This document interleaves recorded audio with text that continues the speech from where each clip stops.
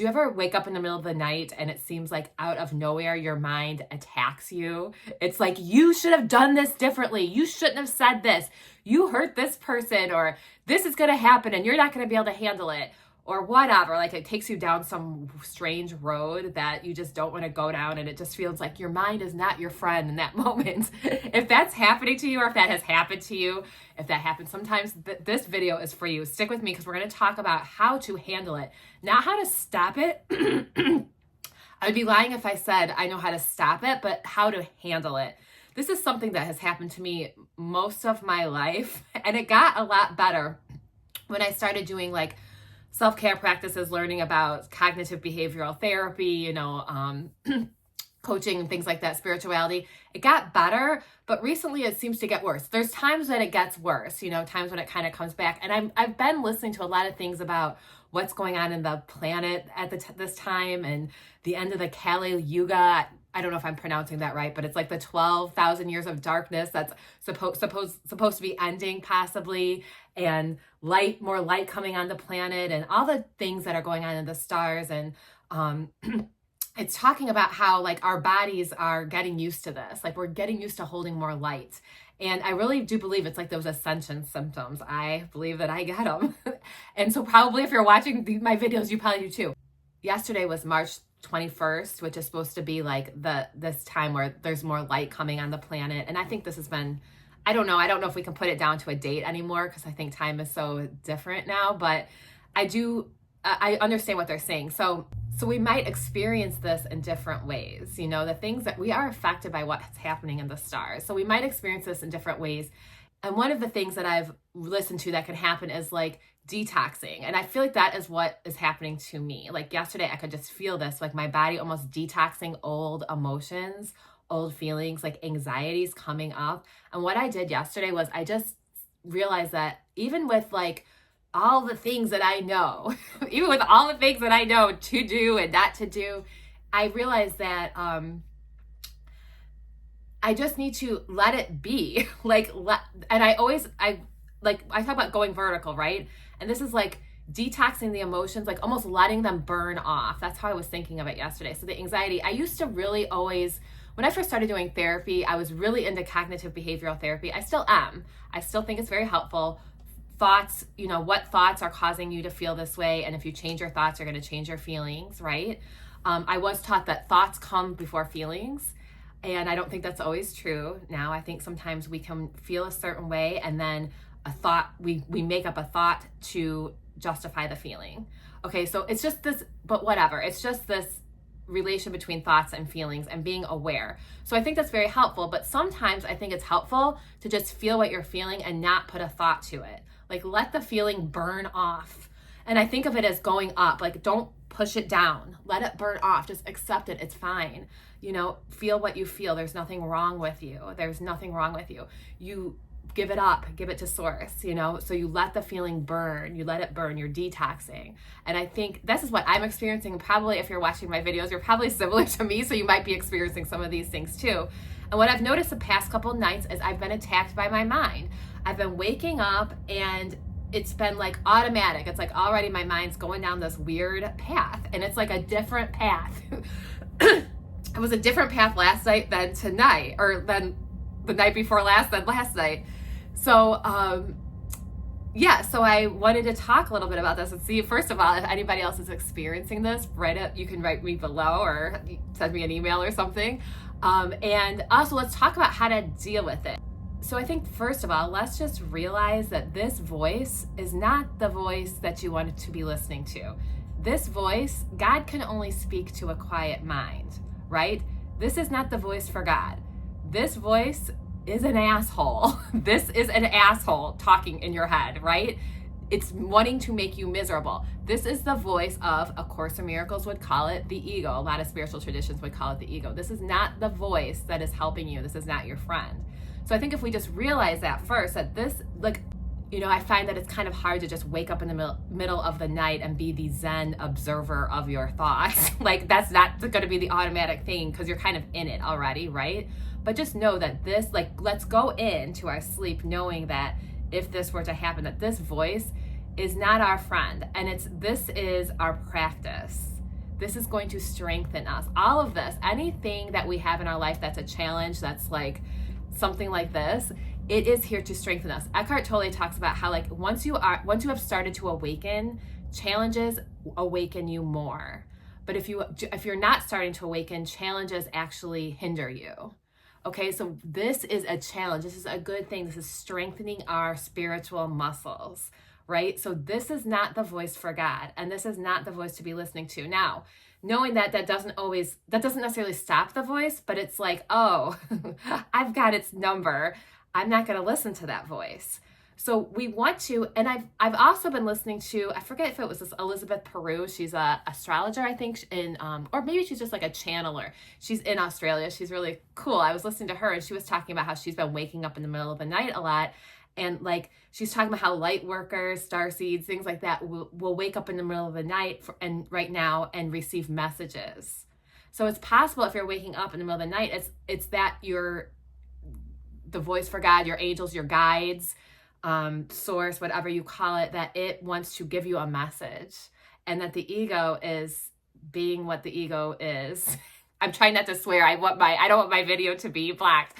That the ego is whatever the ego is, and it's going to try to stop the message from coming through. And if the ego speaks first and speaks loudest, it's going to try to stop the message from coming through. It doesn't want you to get the message, right? Oh, okay, this is not who I am.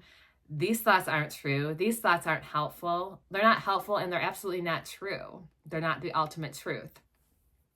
Okay, so just knowing that and then having that intention going into your sleep will be helpful.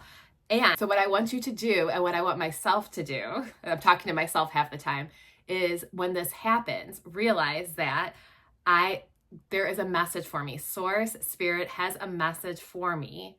There's a reason why I'm waking up. And this voice, anything that's making me feel like crap, is a distraction. It's trying to be loud and have me not hear the voice for God. Hello, we want to hear these messages. And I'm not going to read the Course in Miracles lesson, but I just wanted I'm on Course in Miracles lesson number 81 today. And right before, this is a review. So the lesson for today is, I am the light of the world. Forgiveness is my function as a light of the world. So those are like 2 lessons in one. And every once in a while, A Course in Miracles, it has 365 lessons for each day of the year, but sometimes the lessons are a review.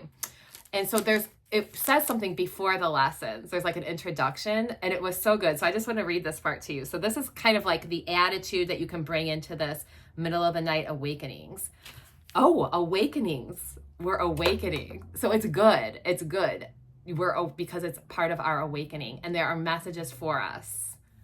I think it was Elizabeth who said that sometimes the messages, like, you process them the next day. Sometimes, like, you might realize it and process it the next day, but you want to be pure, free, available for the message, right? Okay, so this says, so this is just, the introduction is just kind of telling you how to do the lessons, but I thought this was so good because it talks about this exact thing. It talks about how to still your mind and listen for the message, right? Okay, so this says to repeat the first phrase of the exercise period if you find your mind wandering, but try to spend the major part of the time listening quietly but attentively.